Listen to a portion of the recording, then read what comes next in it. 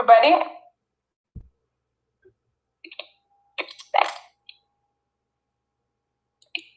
Are we all good? Let's forecasting. Her name is Her name is Diana Pholo.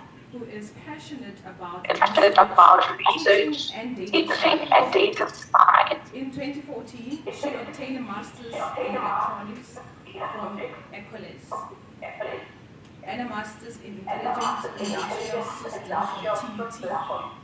She is currently working on getting a PhD while working as a data scientist at Predictive Insight. And more interestingly, she is a full-time chief mom officer. Take it away, Diana. Take it away, Diana. Thank you. Okay, so hello everyone. My topic today is to discuss the use of data in businesses to make intelligent, informed demand forecasting. So nowadays, we all know that there's data everywhere, regardless of what you do. As you're using your phone, you're creating data. As everywhere we go, there is data. So every business actually has some type of data. So as I was saying, we have data everywhere. Everywhere we go, there is data. As a business, as a school, as a hospital, we all generate data. On our phone, when we're using our phone, we are generating data. And this data can help you, a business, make better decisions. They can help you predict the sales trend by looking at what happened before. They can help you identify which type of customers are interested in your product so that you can reach new customers based on that. It can make you identify what your customers like, your existing ones, so that you can keep them. And then you can improve your customer service that way. And when you want to do your new marketing efforts to get to new customers, you can also use past information that's in your data to make those decisions. And you can see once you've made a marketing effort, for example, on social media, you can now see what impact it had by looking at, for example, what uh, revenue did you get from the people who joined through the social media. So we all need to forecast, and every business needs to do that. So let's say you, for example, you own a little ice cream shop. You need to know what to stock. You need to know which flavor to stock most. Okay? And you need to be able to kind of manage uncertainty because life is uncertain, as we know. And organizations generally can use analytics, business intelligence, and forecasting to do that to make sure that they have enough of the demand. And machine learning can actually be used to cut your forecasting errors by up to half. And it significantly changes how an organization can adapt and pivot whenever uncertainty occurs. But AI and machine learning are not enough. And that's what we saw during COVID-19. Because Monday that you got, this Monday of lockdown, was not the same as the Monday you got last Monday that wasn't lockdown. Or March 2020 was not similar to March 2019. So just using your machine learning model that just learned on past data actually was not enough during the uncertainty that came with the COVID-19 pandemic. So historic data became a little bit useless. So what then helped for the people who were still using machine learning? What helped them to deal with that uncertainty of COVID-19? It's the combination of traditional methods, the machine learning that you use, and your past data with the current economic data and behavioral data. You combine that together, and it helps you then deal with the uncertainty that life throws at you. So you ask, how can data help your little ice cream business that you have started? So I want to start first saying that we all do predictions, whether we're a business or not. Let's say I want to go out tomorrow. I'm going to check the weather. I'm going to check load shedding where I'm going so that I can actually adapt the time that I'm going to go, how much time I'm going to spend outside, if I have to bring an umbrella. So, forecasting is something that we do on a daily basis. And businesses also have to do that. And that's what we call demand forecasting. That's what I explained just now. You have to know which ice cream you have to keep in your shop and plan what you're going to do to get that ice cream ready. Plan if you're going to need to have someone come help you sell because it's going to be a day that people are going to buy a lot more. So, demand forecasting, it's for products and services, and it allows you to know in advance what's going to happen, like who's going to visit your store, when are they likely to visit your store, and for what. So that's the way it gives you the capacity of providing better customer experience. Because if you know that most people like vanilla ice cream, you're going to make sure that you stock enough of it. And that also allows your business to become way more efficient. And demand forecasting can be done, let's say in general, at three levels. It can be real time, it can be short term, and it can be medium to long term. And that depends on the business that you're running. Real-time forecasting is sometimes, or we call it near real time. It's generally needed by companies like what you call fast food. Let's say fast food. Okay, they need to forecast at a minute or an hourly level or a 15-minute level. They need to know how many people are going to walk into the doors in the next hour or in the next few hours, and you're going to have to be updating those forecasts at a near real time so that you can identify anomalies and trigger actions based on what you've identified. And then we have short term forecasting, where the horizon is a bit bigger, the next few days or weeks. Let's say you run a hotel and you need to know how many people are going to book in the next month. How many people are going to be booking here over December so that you make sure that you have enough staff ready, for example, and enough rooms ready.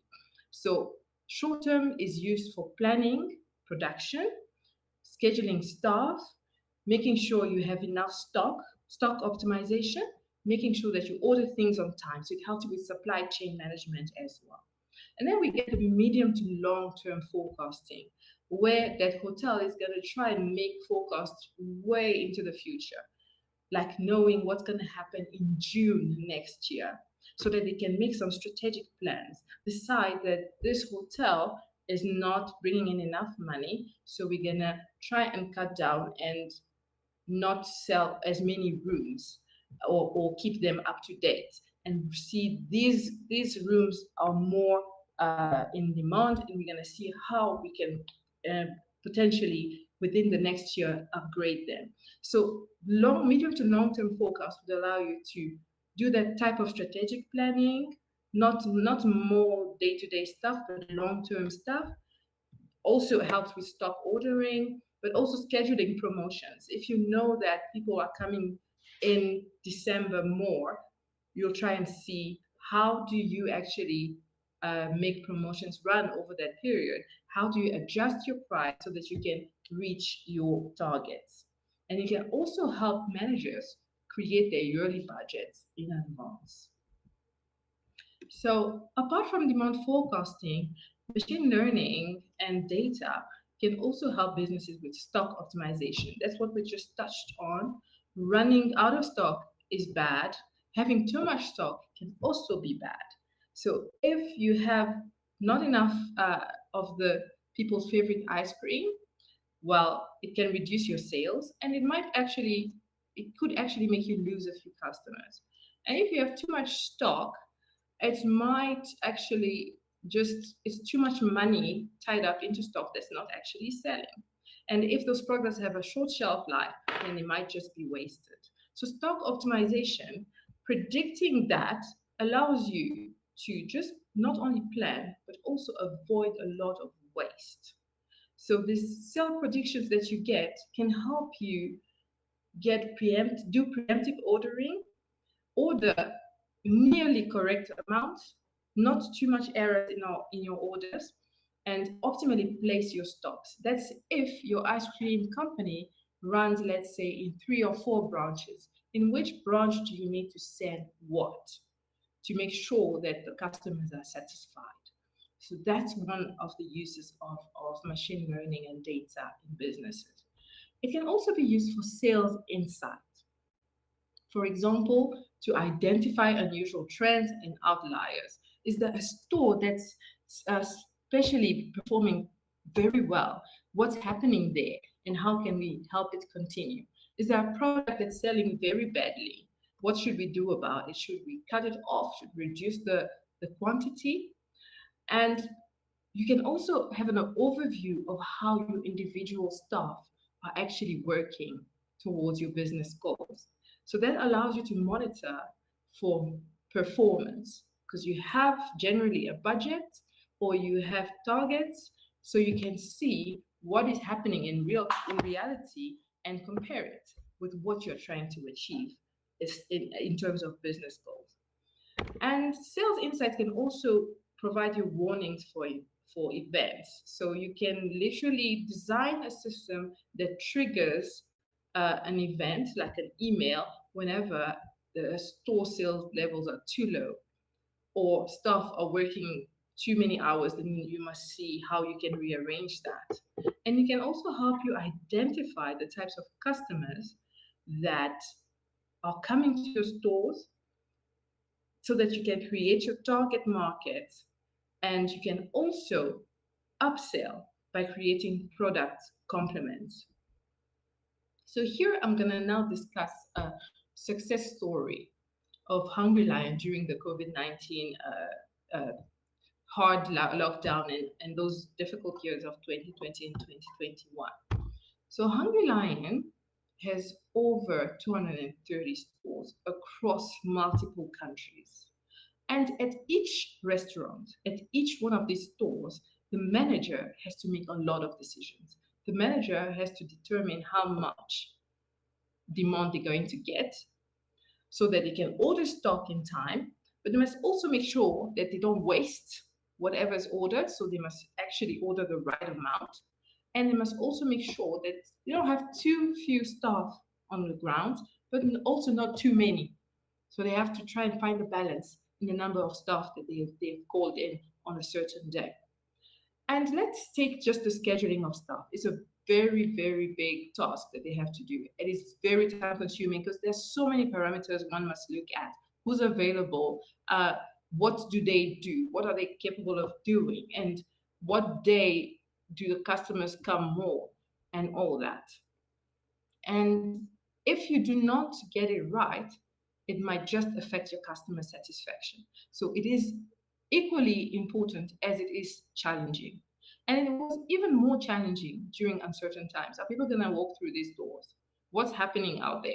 Can we predict when the next lockdown is going to come and what level it's going to be? So it puts even more pressure on the managers of the restaurant because they don't by default just have access to all that information at the same time.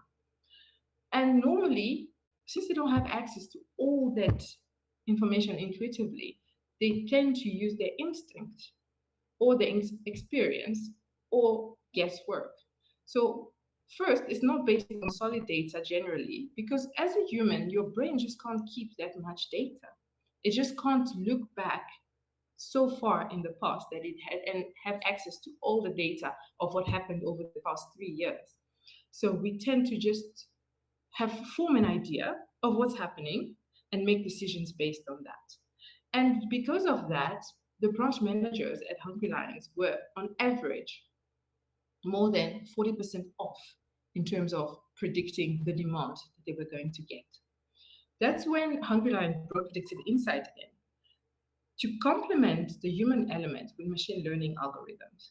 So what it means is that the machine learning algorithm is not deciding what's going to happen.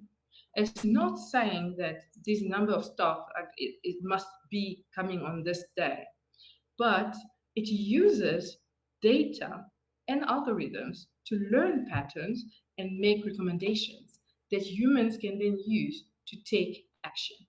So predictive insights uses the sales data that comes from Hungry Lion, like the staff scheduling data as well, and other data like the clock-in data, but that is combined with the bigger picture.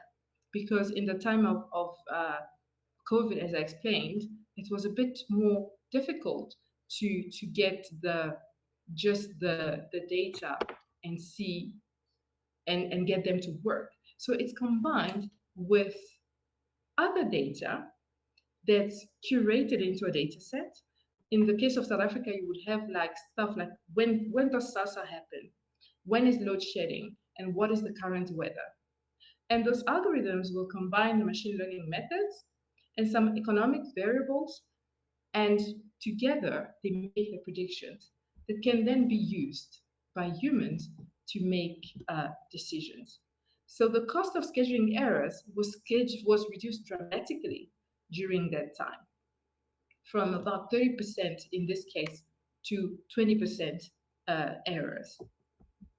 So the benefit is that Hungry Lion had decreased periods of being overstaffed or being understaffed.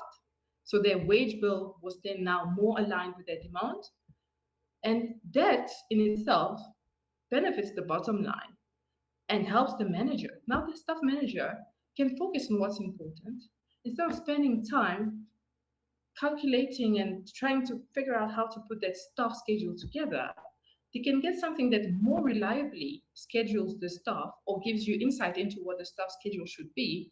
And from that base, make decisions that are going to be best for the store, but also in the end for the customers.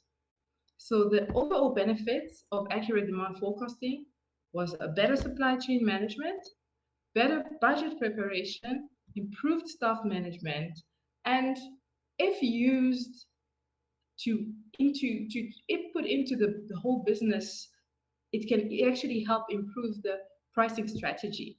When one sees the insights and what has happened based on the data, we can decide how to change their pricing strategy. And as we all know, customers are one of the most important stakeholders in any business. So satisfying them is most important. So having accurate demand forecasting also helps with that. So if you have a business, any business, because machine learning and data, the use of it is really, what do I say, industry agnostic. So if you have a business, are you asking yourself, is this for me? Well, who can use demand forecasting? You can ask yourself, do you have variable demand? In your little ice cream shop, do you get the same number of customers every day at every hour? Or do you have times where you have more customers throughout the year, throughout the day? That's one thing that you must look out for. Is there a cost to forecasting wrong in your business? If you make mistakes in your forecasting, does it affect your business in some way? And the third thing is that if demand forecasting with machine learning is for you, are you open to integration? Because generally, it will require a data scientist to get into your data, into your systems sometimes. So are you open to share some of the important data that can be used to make the right decisions? So if your answer is yes, yes, yes, how do you get started? You want to now make sure, because you see that you have data and it's just sitting there, sitting on a gold mine. How do you get started? Well, first you must identify a problem. Is there a problem in your business that can be solved using data? In your ice cream shop, is there a problem can be solved?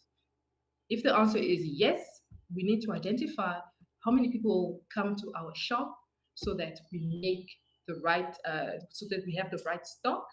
Then you have identified your problem. After that, you must collect your data. Most businesses have the data already collected. They just don't know. They're sitting in different systems. So it's a matter of integrating the data, finding out what's where, and discussing what's actually needed to answer the problem. So, as I just said now, you have your data, you need to prepare it. What do you focus on? Of all the data that you've collected over the past 10 years, what do you focus on? Well, you focus on data that are relevant to your question, data that tends to be as accurate as possible, data that are connected to the big picture. Because you might have a lot of data, but you have some database somewhere there that only serves your personal purpose and doesn't really serve the business goals. So you would leave that aside. And hopefully you would have big data, because the bigger the data, the better it is to find patterns in the data. And once you have selected which data you're going to work with, you can then start cleaning the data. Data is generally very messy. There are lots of methods of cleaning it. We just saw when we were listening to the talk in the beginning of the day today, as we have to clean data in different ways. There are missing values you have to handle. If you have text in your data, you have to decide how to deal with that. And then you have to build a team. You decide if you can actually hire a data science team, but that generally takes a lot of time. Or you can decide to outsource the services. Even as you build your team, you can decide that as you are building your team slowly, you are outsourcing a data science company that actually has already been implementing all these things and actually know a little better, and they can help you build your actual team. And for all this to work, all these steps I've listed here, the company itself has to develop what we call a data-driven culture. So that means that the data, from the moment they are collected, they must be collected for the purpose of being analyzed. So you must try and collect them in the right format. You must try and save them in a way that's easily accessible. And that actually requires a certain level of data transparency, because data is collected at different points in your company. So this little department here collecting data needs to actually be able to share it with other people who are going to be needing to use that data. And to build your data-driven, step 2 is to make sure that your data is linked to your business values. So you literally have business problems that you need to solve and the key questions that you need answered, and you collect data so that they can help you answer those questions. And step 3 is to invest into training.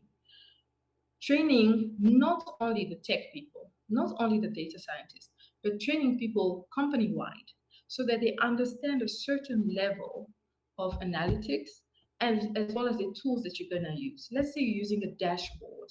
If they are not able to interpret what's happening on the dashboard, they might not use it.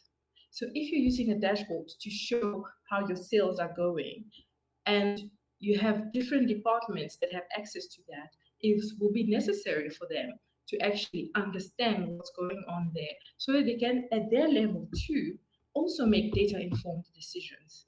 And this way, you've created a data culture, not only on the C-suite level, not only in the tech department, but in the entire company. So this is how I suggest that you start your journey to using data for making informed business decisions. Data together with machine learning, together with the human insight, and together they will be used to make better decisions in terms of business. And that's my talk. Any questions?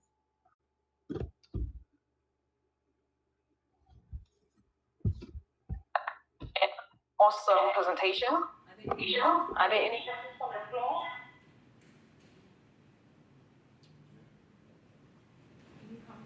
Can you come? Can you let me know that we're getting echo from her? We're getting echo from her side. Maybe you can switch off your mic. Alright, thanks. just want to ask in terms of the number of features that you're getting when you're looking at the problem connects to the hardware. How do you deal with that? Because there are a number of variables that one can look at. So how do you make that selection? What is it that you're going to look at? You did mention an example about your hungry lion problem that you're having. So how do you make sure that your SASA grants payday and all that? How do you make a decision which one is relevant? Because I think there are a lot of things that you can look at. That's my question. This is actually a great question. In our case, we tend to always start with regressions. Our models themselves include regressions. That way, they are, you have what do you call it? Relationship. You can see the relationship between certain variables and your target variables. And you'll see what has the most importance. And you can decide as you're building the model, which ones to actually remove. So we build a data set with everything, make a simple OLS model. And those have the advantage, as I say, of giving you the weight of each variable. And from there, you can do some analysis as the data scientist or the machine learning engineer and decide which ones to keep and which ones to actually remove. Okay, thank you. I don't know. And I thank you so much for the great presentation.